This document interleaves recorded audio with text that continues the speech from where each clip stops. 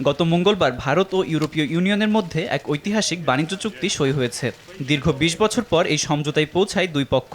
মঙ্গলবার দিল্লিতে এই ঘোষণা দেয় ভারতের প্রধানমন্ত্রী নরেন্দ্র মোদী ও ইউরোপীয় কমিশনের president Ursula von der Leyen. এর ফলে দুই অঞ্চলের মধ্যে আমদানি শুল্ক ব্যাপকভাবে কমবে। এই চুক্তির পরই এবার প্রকাশ্যে ইউরোপের সমালোচনা করেছে যুক্তরাষ্ট্র।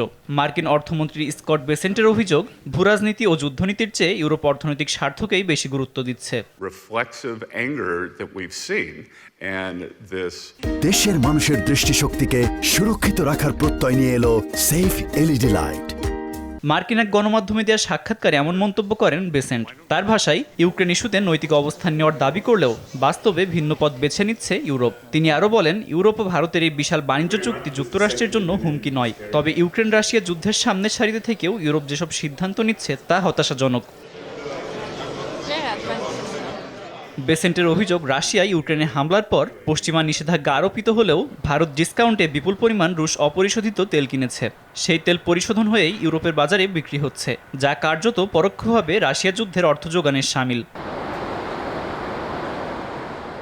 এদিকে রুশ তেল কেনার কারণে ভারতীয় পণ্যের ওপর যুক্তরাষ্ট্র ২৫% শুল্ক আরোপ করলেও ইউরোপ সে পথে হাঁটেনি। তার মতে, ভারতের সঙ্গে বাণিজ্য চুক্তি চূড়ান্ত করতেই ইউরোপ ইচ্ছাকৃতভাবে কঠোর পদক্ষেপগুলো এড়িয়ে যাচ্ছে। Buggy, a symbol of India's rich history, tradition. Abdul Malek, RTV।